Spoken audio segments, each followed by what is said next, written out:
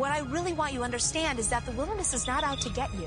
She's not this creature that's hovering and just waiting for an opportunity to pounce. This is an audio clip from Jessie Krebs' masterclass on wilderness survival. So relax that mindset and go out there and play and learn these techniques. It'll open up a whole new world for you. And here is an audio clip of U.S. military SEER instructors describing the training they do. You're going to be hot. You're going to be tired. You're going to be miserable, wishing you didn't come here. My job is to give you the tools and teach you that you have the willpower to survive this. Now, these two trainings sound pretty different, right? Well, here's the thing. Jessie Krebs is a former SEER instructor. Her time spent training survival, evasion, resistance, and escape, combined with her time spent teaching wilderness therapy, has given Krebs a pretty interesting outlook on wilderness survival, but also on mental health. I'm Editor-in-Chief Alex Robinson, and today I'm talking with our hunting editor, Andrew McKean. He recently interviewed Jessie Krebs during a hike in the desert and during dinner at her mom's house. So, this profile that you wrote on Jessie Krebs, let's start here. Who is Jessie Krebs? Just kind of give us a background a little bit. She's a new, I would call, type of survival instructor. Her background's fascinating, actually. She joined the Air Force right out of high school and pretty quickly entered the survival school, which each branch of the military has this. It's called SEER. I'm a former Air Force SEER instructor, which is survival, evasion, resistance, and escape. Who are the people who teach our soldiers what to do if they come down behind enemy lines and they want to get back home again. It's probably the most badass survival you can imagine. And it's 2 weeks of, as it described to me, as the worst 2 weeks of your life. After only a few hours, you're wishing you weren't there, and now you got to endure the remainder of it. But it puts you in controlled environment where your willpower is tested and your survival skills are tested. So she went through that as an airman and then graduated from it, and pretty quickly after that was asked to join as an instructor. So that tells you a little bit of something about, I think, her aptitude. And because I love the wilderness, they showed SEER school on the 15th day of training. I'm like, yeah, that totally looks like me. Learn to live anywhere on the planet? Yeah, I want to be there. So that really impacted me a lot. And I went from being this shy, quiet, kind of introverted girl to being like, what do you want? And being able to get up on stage or do whatever needed to be done and teach. And I found I really enjoyed teaching. So she did that for 4 years. And then she got out of the military, and more than a decade being an instructor at these wilderness therapy schools. And a lot of them were for kind of adolescents, troubled teens. Some of them were like chemical dependency deals where you kind of the classic dry out deals. But they're out there. You leave behind all the comforts and chemicals, and then you spend up to a month and sometimes even longer with these instructors. So Jessie was one of those. The teenage groups, especially the adolescent groups, so many of them would spend the first at least 2 weeks. It was about, I think, 2 weeks on average, just trying to get over the angst with their parents. How long were these sessions? On average, 9 weeks. And more recently, she has started her own survival school. She actually calls it OWLS, which I got to remember what it's called. It's Outdoorsy Women Learning Survival Skills. It's actually based in Denver. And she's really hoping to scale this up. She thinks it's a way to introduce survival skills to kind of a new generation of would-be outdoors people. The vast majority of people that come are looking for their own security, their own safety.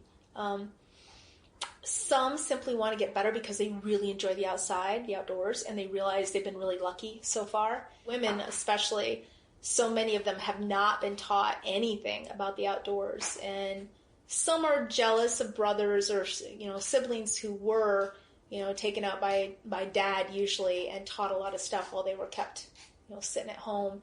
And so they want these skills for that, or to connect with parents. Like I had a woman who came for knots because she remembered her dad tying all these knots when she was a kid, but he never really taught them to her. And so she came to the class, and so I could show her knots. She's like, oh, I remember him doing that one. What's that called? Oh, yeah, he would do it for that. And so it was a way to connect with her father who had passed at that time. So why did you fly down to Phoenix? You flew down from Montana to Phoenix to interview her. This was and is kind of a different kind of outdoor life survival story. So much of what we've done in the past has been, kind of man against the elements and kind of a wilderness tips. And I think one of the things that intrigued both you and me about this was maybe a way to talk a little differently about survival and people who teach survival. So she lives in Colorado. That's where she does these schools, but her mom lives in Phoenix and she was going to have to be there. And so she's just like, why don't you just come to Phoenix and stay with my mom and we can do it there? And she was just so accommodating and just generous with her time. I'm like, why would I not do that? So I flew from Montana to Phoenix, as you said. And then we had a photographer along with us for a day, but we basically kicked dirt in this kind of wilderness not far outside of Phoenix and talked. Yeah. Okay. Gotcha. So let's get into that a little bit. You mentioned that this whole story and the profile around Jessie is a little bit different of a look from what we have traditionally viewed as like hardcore wilderness survival. What do you mean by that? What's fascinating about Jessie is her whole concept of wilderness instruction and a relationship with the wilderness is pretty different, I think, from the real traditional one. And so I really like working with the demographics who have been, city bound and told that the wilderness is a scary place and, you gotta be this tough, whatever person in order to do it. It's like, no, there are ways to do this softly. There are ways to come into this with a completely different attitude and understanding that the wilderness really does, obviously, or we wouldn't be here, have everything we need. It's got everything we need, or we wouldn't be standing here in this moment if generations upon generations before us hadn't been able to live in wilds that were far more dangerous than what we have now. She has this kind of gentleness about her instructional part of it, too, which is the traditional way of learning about wilderness skills is kind of doctrinaire in the sense of like, you will learn this skill because someday, damn it, you will need it. And she's like, yeah, that's true. But there's also a way you can learn it where you're going to remember it better when you need it. And that is like kind of doing it on your own, finding your own way forward. And I've watched couples come into groups, into some of my classes, and it's like this sense of chivalry, but it really is disempowering for the woman, where I taught the knot, she's trying to learn the knot, she's practicing the knot, she's trying to figure it out, and the man will literally step in and take the knot out of her hand, take the ropes out of her hand and do it for her, right? Or explain it the way that he learned it, not the way I taught it. I'm sorry, right? Whereas I would probably come in and be like, okay, wait, I'm just going to watch what you're doing.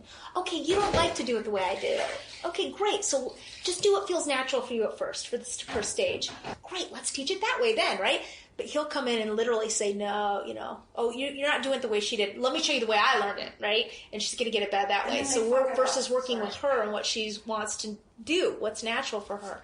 Not only with skills, but also I think the mindset of being in the wilderness. She just has a much more it's kind of new agey and maybe a little zen, but it really does work for her and the population of her students, which is also kind of non-traditional.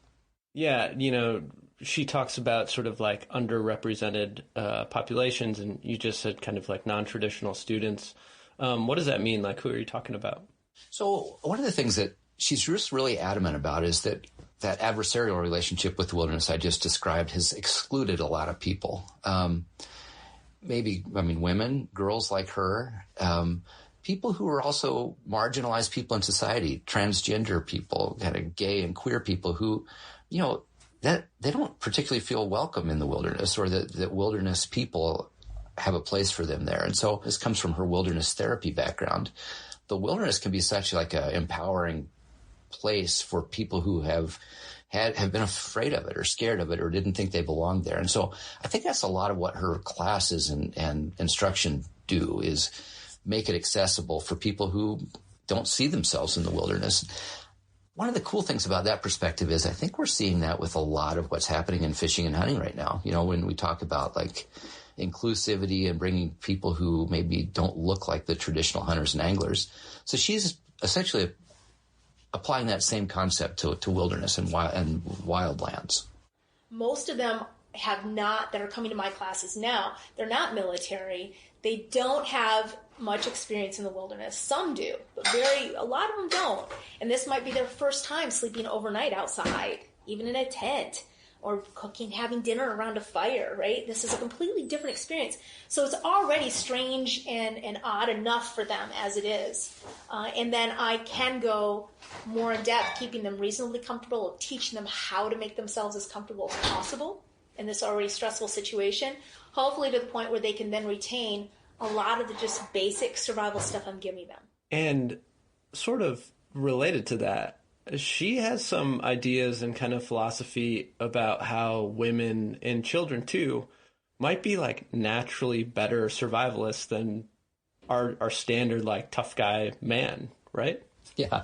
This is actually one of the first things she said that caught my ear. Women in a lot of ways are built to be better survivors even than men. We have more body fat. We're better at carrying loads if we need to. We're designed for it, right? Which makes sense in an evolutionary standpoint. We're the ones that carry the kids, right? So we gotta have those abilities. And the man's there for a short time, baby's created, and now the woman's gotta do most of the work. And so we're designed for that. But unfortunately, in our society, women have been pushed more and more like, no, we need to keep the woman safe, right? Which makes sense. If she's gonna carry the children, then yes, when she's 6, 7, 8 months pregnant, having a guy around when you're a tribal society to help protect her so that child can come into the world, that's a pretty important thing. And at the same time, the women need to know how to protect themselves. But that really hasn't been our culture, and women have been excluded so much from learning these techniques. And there's nothing biologically that says that a woman can't do this stuff, right? And then she thinks, and I think there's some truth to this, after seeing my wife, give birth, women have a higher pain tolerance than men and sort of a better ability to endure. And she kind of casts or justifies that on kind of the long arc of human history. She's like, look, we're the basis of communities. Men came and went. They didn't stick. They didn't have to endure in these places that sometimes were pretty physically hard. I think that's a pretty valid point.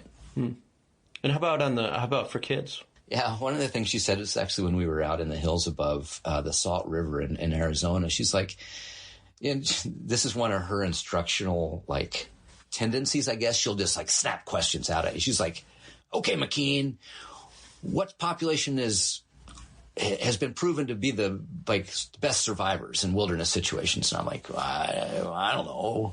Yeah. She's like, yeah, kids. She's like, I'm like, kids? You think about it, like they're the most vulnerable, right? They haven't developed the skills typically in a lot of cases, or even like the physical ability. And she's like, here's why. 3 to 7 are the best survivors, most likely to make it. Because they just stay in one place. They're hedonistic, and they just take care of their needs. They haven't been conditioned by society that, this is a scary place and you can't be safe here. You got to get back to your house and your bed and whatever to be safe. So they pretty much stay still and they look around. They'd find the cattails down there. Oh, that kind of looks like blankets. It looks like a house. They'll climb in and go to sleep. They see berries, they'll eat them. Unless they don't taste good, then they'll spit them out. If they're thirsty, they take a drink out of the creek. They don't care. So they're much more likely to make it versus the adults who just freak out. This modern human idea that we have to get out to make appointments or to, re-enter civilization. And she's like, kids don't have any of that. They're just going to stay, and maybe it won't be that comfortable, but they're not going to go find a place that's less comfortable and therefore more dangerous. Yeah. Those are all really interesting, just like perspectives. And I'm dying to know, like, what are some of the other interesting, either like things she taught you about survival or just other stories that she had about survival and about like the survival mindset?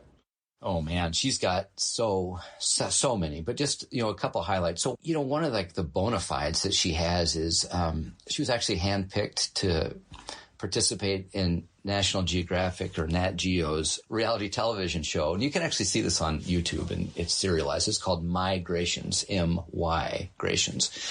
And for this pilot, there were something like 20-some people that were chosen to go to Tanzania and walk across the Serengeti, 230 miles, to follow the seasonal migration of wildebeests. And she's like, sweet, I'll go. This is, opportunity of a lifetime, kind of the original wilderness, if you think about human civilization. Basically, the premise is, can modern, couch potato humans, right, do this trek like our ancestors used to? What they didn't tell us is that you weren't allowed to hunt or gather anything. I mean, it's a United Nations eco-preserve. They couldn't hunt. They couldn't, forage. They couldn't, live off the land as they were expecting to. I mean, this is one of Jessie's, central skills. And we started out with about maybe 2,000 to 3,000 calories per person, and it was going to take 35 days. What? Yeah. So it's basically an exercise in starving and hiking. And they gave us crappy equipment. They were trying to make it look like, I don't know, like old safari days or something. So they gave us these heavy canvas tarps, right? The old green style, OD green. And they gave us these old military, 7-gallon, metal jerry cans. This huge pot. It was like a 20-liter, right? Pot with a huge lid. The rope was like twine, nothing like... And are you backpacking or you're carrying it just on your head? I made a backpack. So that was part of the whole thing, was you can quit anytime you want, and we think it would be really cool if you carried these jerry cans on poles. Like you're carrying a dead animal. And I'm like, you're nuts. There's no way I'm going to carry a jerry can on poles across. No. So I went out, and they didn't like me much. So I'm like, I'll carry one of those jerry cans by myself, but I'm going to make it into a backpack.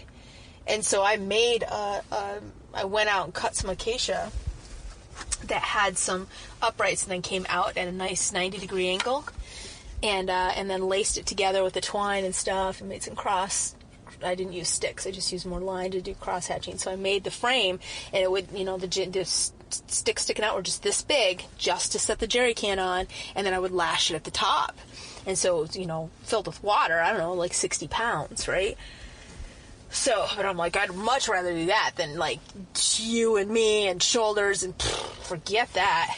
So she's like, it took 35 days. It was 230 miles, and they didn't eat in that amount of time. But yeah, that gives you a little indication.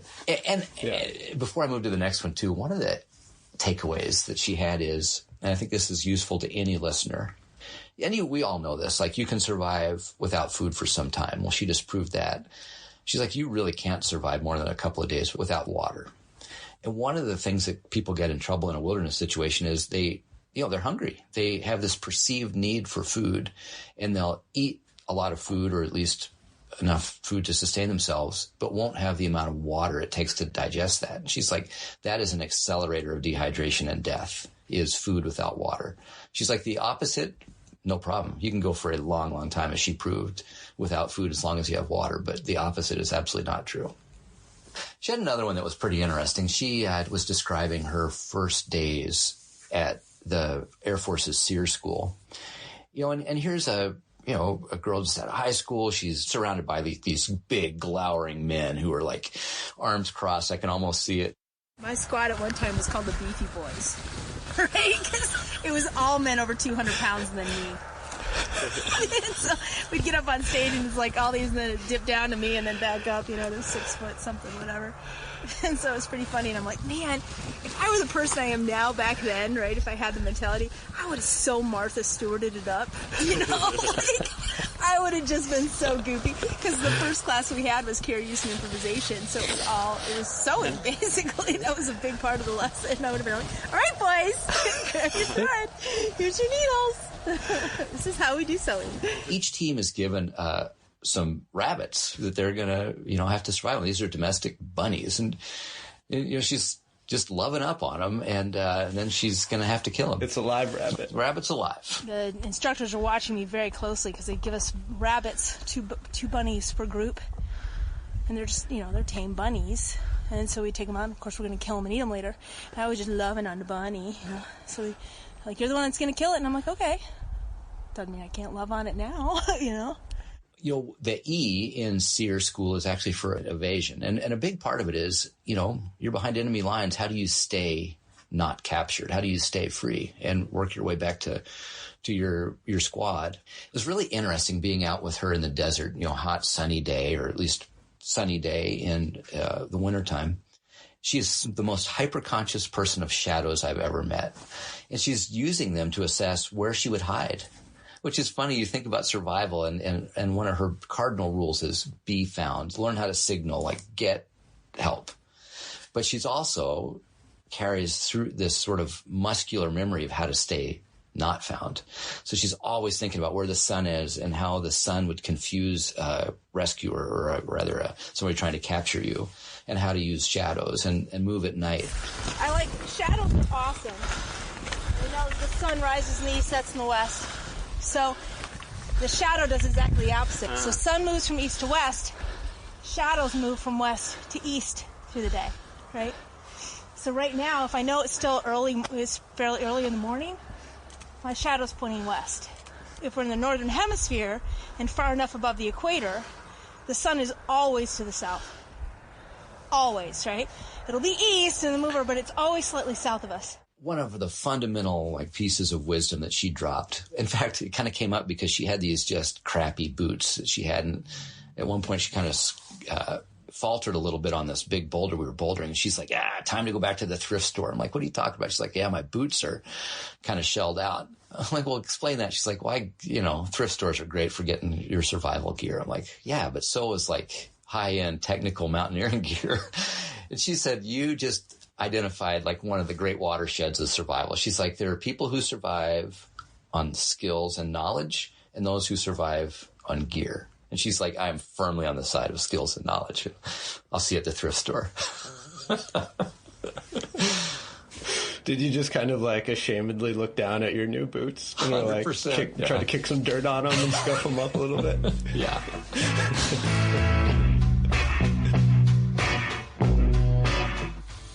We'll be right back after the break.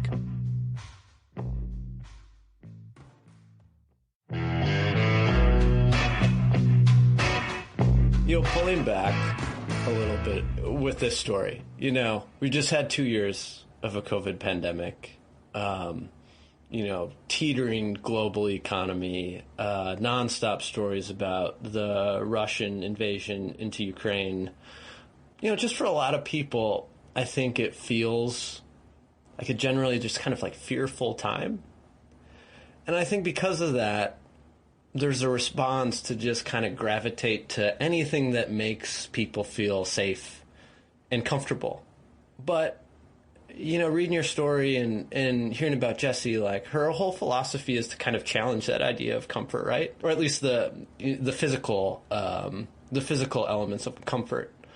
So after spending this time with her and doing this story, how do you kind of square her take on wilderness and survival in this moment that our society is in right now? Yeah, I think there's a couple ways to answer that. The physical comfort, I think, is one that she addresses by saying, especially for these people who, as we were just talking about, don't necessarily have a background or a family experience in the wilderness. The wilderness is actually a comfortable place. It's a good place to go and sort of seek refuge from just all of the anxieties you were just talking about. Tom Brown Jr. had this thing of, we strive in this culture. He left for, 10 or 15 years. He just went out in the Pine Barrens and just survived and did his thing. And then he came back to society. He's like, God, I've noticed everybody seems to want to be safe, secure, and comfortable. And he was kind of puzzled by that. He's like, why? As far as we know, we'll be safe, secure, and comfortable when we're dead. So why on earth would you try to do it when you're alive?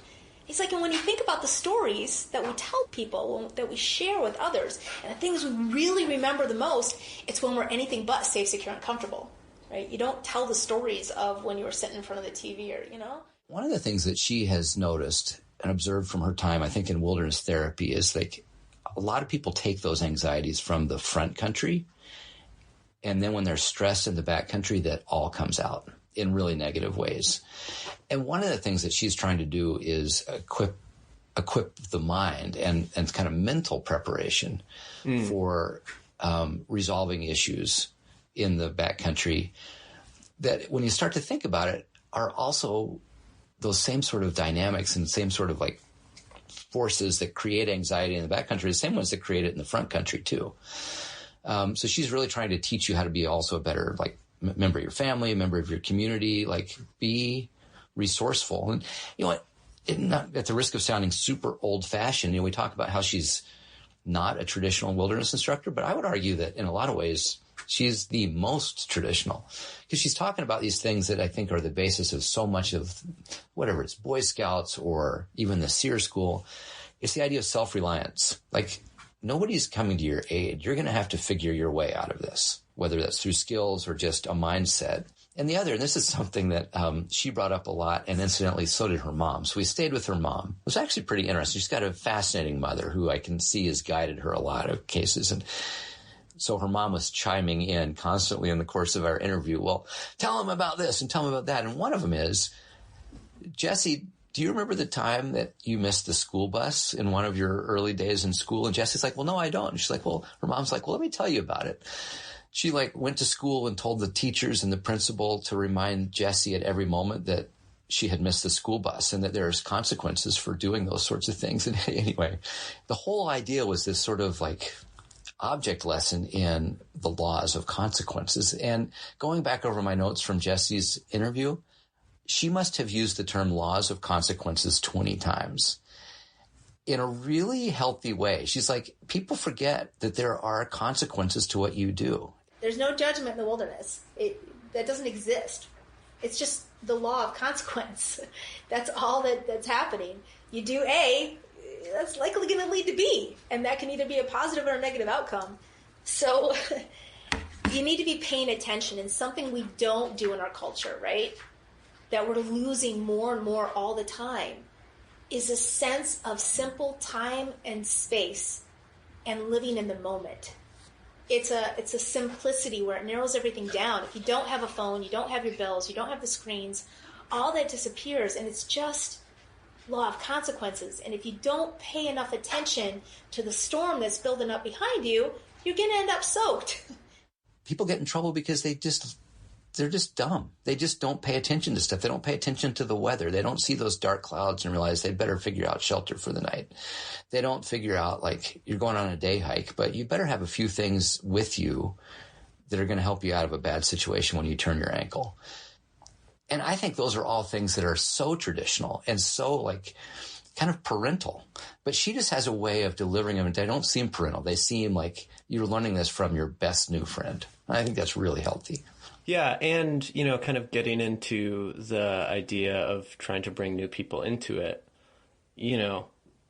Obviously the traditional way of teaching wilderness instruction wasn't reaching those folks, because otherwise they would already be there. So it's kind of proof that there needs to be a different type of messaging. But I also wonder if, her kind of background of wilderness therapy and the idea of kind of dealing with mental health in the wilderness is especially useful right now, where the term mental health has become so prominent in the last few years, where that really wasn't as much part of the outdoorsman's vocabulary even just a few years ago.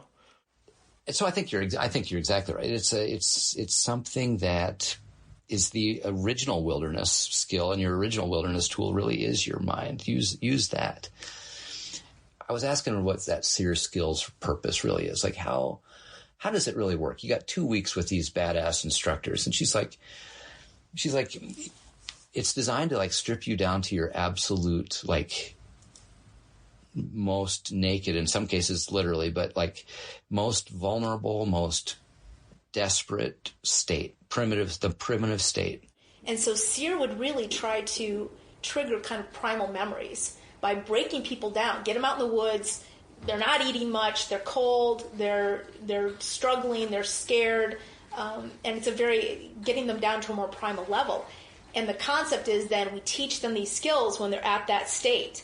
And now you could ask them in a year what they learned in a comfortable environment. They'd be like, I learned something about this and this and this.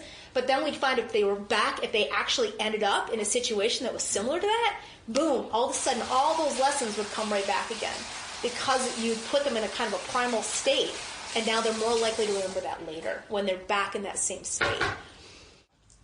And I think one of the interesting thing about Jessie's kind of touchy-feely way of doing wilderness is she's actually teaching you. She might not putting you in this physically state of privation, but she is teaching you stuff in kind of a different, more accessible way that I think when you have the space, that mental space to kind of think about how to get out of things, you remember Aunt Jessie's like wisdom.